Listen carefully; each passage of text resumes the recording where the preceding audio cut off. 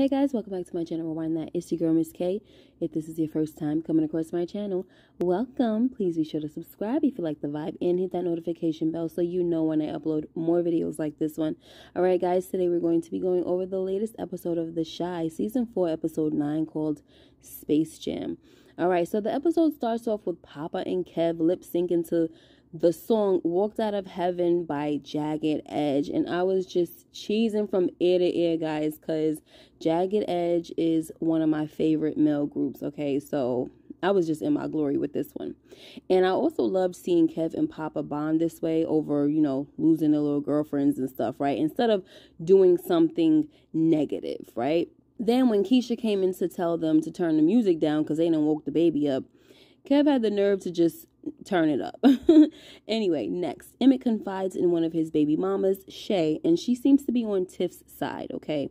First, she wanted to know why Emmett ain't never done none of those things for her when they were together, and Emmett just had to let Shay know that it ain't about her right now. Bottom line is that Shay tells Emmett that he put Tiff through a lot over the years, right? And she deserves to have some fun. And to be honest, guys, I don't like how this is going so far, okay? Because it seems like they want to make Emmett to forever be in the wrong to pretty much justify Tiff's actions. And I don't agree with this. He needs to leave Tiff alone, in my opinion. That's that. Next, Duda tells Trig in so many words that after almost losing his life, he's come to appreciate it more. And now he'd like to be a part of Trig's family by being more a part of Jake's life, since Jake is the closest thing he's ever had to a son. But Trig tells Duda that Jake is not his son. And Duda tells Trig that he thinks that Jake could benefit from both of them being in his life. Plus, he's already legally responsible for Jake.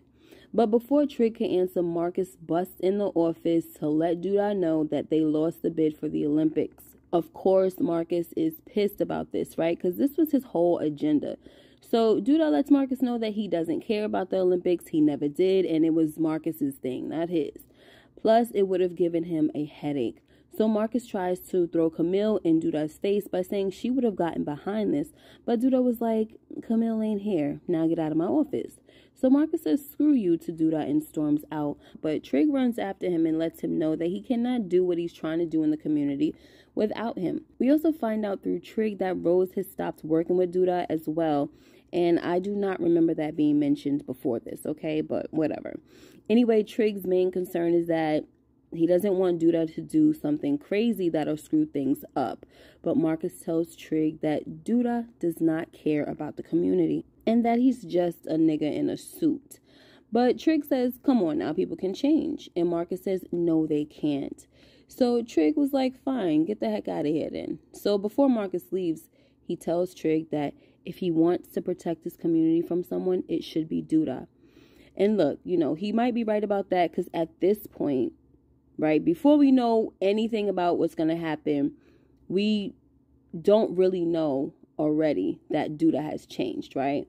But as he told Trig, time will tell. Also, I want to mention real quick that Marcus got a lot of nerve telling Trig that Duda does not care about the community, because I really don't think that he cares about the community either, especially since he doesn't live there and is from the other side of the tracks. So he definitely can't relate, okay?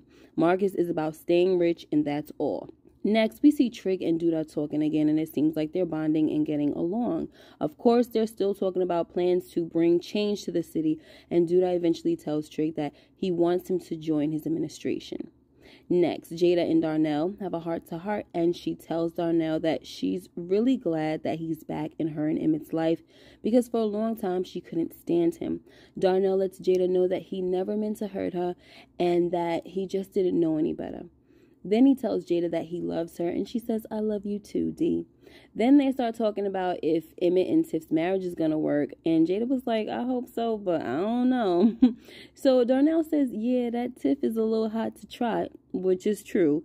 Then here go Jada. She a saint compared to Emmett, and I'm like, saint where? Like, come on, guys. Like, these writers need to stop trying to make us forget that Tiff used to be for everybody in these streets, okay? Just stop. Like, I'm just so tired of it, okay? Emmett, he ain't no better than Tiff, and she ain't no better than him. But at least, in my opinion, Emmett is trying to change, you know? I mean, everybody could freaking see that. Tiff over here going backwards. That's my opinion. Anyway, all Darnell says is, you right. Then he asks if Jada needs anything, and she tells him that she needs him to massage the dogs, right? So they laugh and joke about it, especially after Darnell sniffed Jada's feet. It was just so nice to see them getting along, you know, but I'm just hating the way people keep defending Tiff's behavior. Gosh. Next, Trig pulls up outside of his house and lets Jake know that he can borrow his truck for the dance. So we already know that he got this idea from Duda, because Duda already offered to lend Jake his car, but Trig was like, no, I'll take care of it. But anyway, my question is, when the heck did Jake start driving, okay? So next, Jake pulls up on Kev and Papa outside of Smokey's, and they get in to smoke a little weed. So when Kev asks Jake if Trig is just letting him use his truck now, you know, he letting you ride around now, Jake says no, he's just letting me borrow it to take Jemma to the Spring-fling. So the moment got a little awkward, you know, but Kev let Jake know that if he's going to take Jemma to the dance in that truck, he's going to have to get it cleaned up, okay, because it smells a little funny up in here too, all right? So the guys laugh about it, and Papa and Kev get ready to be on their way. But before Kev gets out of the car, Jake asks him if they're good, and Kev says, yeah, I guess so. Just get this washed, okay?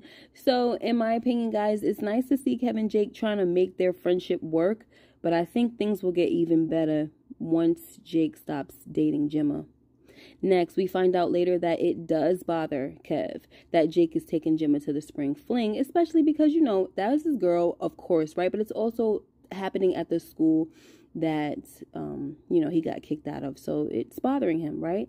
And he tells Lynnae this during a phone call. Next, Emmett and Keisha go see a house for sale, and at first I thought it was for him and Tiff, but I was happy to find out that he was trying to buy the house for his mom, Jada.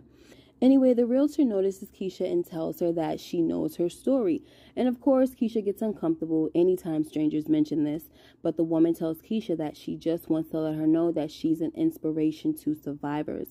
And this is obviously news to Keisha, right? I'm pretty sure that before hearing this woman say this, she's always associated her tragic situation with guilt and shame.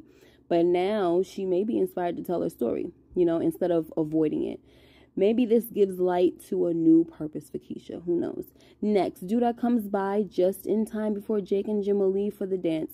He also gives Jake a corsage to give to Jemma. The scene was pretty sweet, and Trig has Jake's back, right? Every time Duda or Marcus doubted that he would be a little gentleman, he was just letting them know, like, look, Jake got this, okay? Next, Octavia comes by to give Keisha some stuff for the baby that she's obviously not going to use anymore. Anyway, it was a good visit because Octavia encouraged Keisha to find time for some joy, you know, and focus on goals that she had before she became a mother. Before the scene was over, Octavia let Keisha know that she will take her under her wing. And it was a good message, you know, just to let other mothers know in real life that they could still be all they can be, right? Even with children. And that's a fact. Next, Kev and Lynnae make it to the Spring-fling. And, you know, they just kind of popped in for fun because they were playing video games. And then Kev was like, you want to just go to the game? Because his mind was too focused on, I guess, thinking about Jemma and the dance and all that stuff that Lynnae was just getting so bored with beating him. So she was like, sure, we could go there, make fun of people, whatever. So now they're here at the dance. And when she sees Jemma, Lynnae says she looks like the type that would leave you for your best friend. Anyway, as they go walk around the school, Kev and Lynnae open up a little more to each other, and we find out that there's a lot behind Lynnae's little funky attitude, okay? We find out that these days she's worrying about where she's going to sleep at night because her brother went out of town, and she's left with his girlfriend who she doesn't get along with. So when Kev says, I'm sorry, Lynnae was like, I don't need your apology, you know, all funky like as usual. And Kev was like, dang, why can't I just be nice, you know? And Lynnae was like, well, I'm not used to dudes being nice to me. And Kev had to tell her, look, well, I am, and I ain't got no tricks up my sleeve, okay? And I was like, go ahead, Kevin, and let her know, you know what I'm saying? Meanwhile, we see that Jake and Jemma left the dance because he realized that he left his weed bag at her house and he doesn't want her father to find it.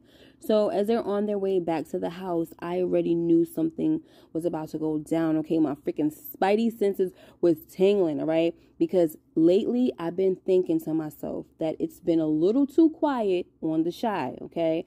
So something serious is definitely about to go down. So we get to Marcus's house and Duda is still there, and so is Trig, but he's outside on the porch while Marcus and Duda are inside talking.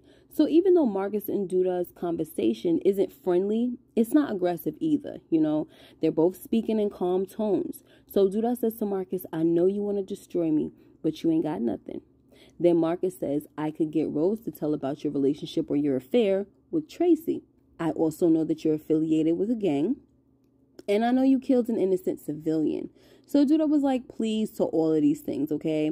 And, he let Marcus know that the public will drag his name for about a week when it comes to Tracy, and then they'll get over it. And then he also told Marcus that he cannot prove that he was gang affiliated. Then he tells Marcus that Brandon wasn't innocent. And I was just like, okay, here we go with this, because I just don't understand why these writers keep trying to throw dirt on Brandon's name, okay? He was a good dude. That is what you guys had us believing. And it ain't about what they had us believing, okay?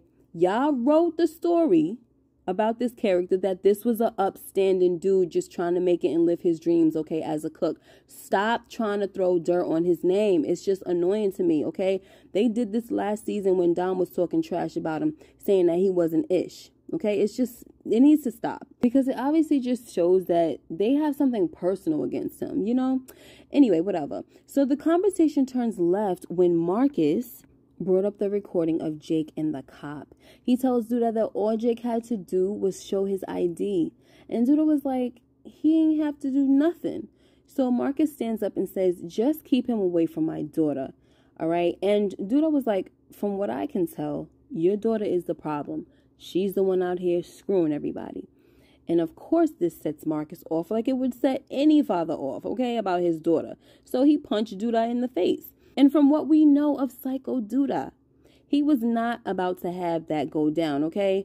So he uppercuts Marcus with his cane, then hits him in the back, and Marcus falls on the floor, and Duda keeps hitting him with the cane, okay? And as I said before, Trig was outside playing on his phone, and he hears a commotion, and I was just like, Trig, please hurry up and get in there before Duda kills this man. So when Trig finally goes in, he sees Psycho just sitting down, chilling with a glass of cognac like nothing happened, you know what I'm saying? Legs crossed and everything, chilling. Okay, and Trig is just like, what the heck are you doing? So he pulls out his phone to call 911, but Duda was like, who you calling? The police? Like, where the police going? The police have not been showing up, okay? Anyway, so Trig was like, I can't just let him die like this. He has a daughter. And Duda was like, please, let him die, okay? He should have thought about her before he threatened me. So unfortunately, Jake shows up because Jemma gave him the key to go into the back door. And of course, Jake was horrified when he saw Duda just sitting there chilling and Trig kneeling over Marcus. So Trig was like, Jake, it's not what it looks like, bro.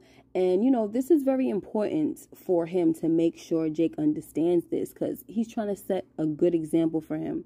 But Duda didn't care, okay? He let Jake believe what he wanted to. And that's why Trig is the better guardian for Jake, not Duda's cycle behind. Anyway, Jake just ran off and got back into the truck with Jemma and didn't say a word about what he saw. So him and Jemma go to a motel instead of back to the dance. And we can see that this whole situation is still bothering Jake, as it should, right? And he's so bothered that he don't even want to get it in with Jemma. Next, while all this is going on, Emmett bonds with his mom and dad over dinner, and they share jokes, and, they're just having a good time. By the end of the night, Emmett asked Darnell if he could shape him up. And Jada was like, I'm going to need one too. And she pulled off her scarf. She's showing that she's almost bald, And Darnell was like, I got you. So we see Darnell lining Jada up, and Emmett is watching from the couch, and he's all smiles because it has to feel really good for him, to see his parents getting along and his dad taking care of his mom. It's something that he didn't get to experience or see growing up, so it's good for him. Next, Kev takes Lynnae back to his house, and we see that she's going to spend the night. He tells Lynnae that she can take the bed and he will sleep on the floor. So Lynnae gets in the bed, but a few seconds later, she makes room on Kev's pillow so she can get on the floor and lay beside him. Then she kisses him on the cheek and said, "Thank you." And I was like, okay, Lynnae. See, all you needed was to embrace somebody being nice to you, all right? And honestly, guys, I couldn't stand her attitude toward Kev up until now, you know? But we were able to see why. And I think this bonding between her and Kev might turn out to be a good thing. You know, we'll see. Even though he loved Jemma, I think she was just too much for Kev and she put way too much pressure on him, right? But it's funny how she doesn't do that with Jake.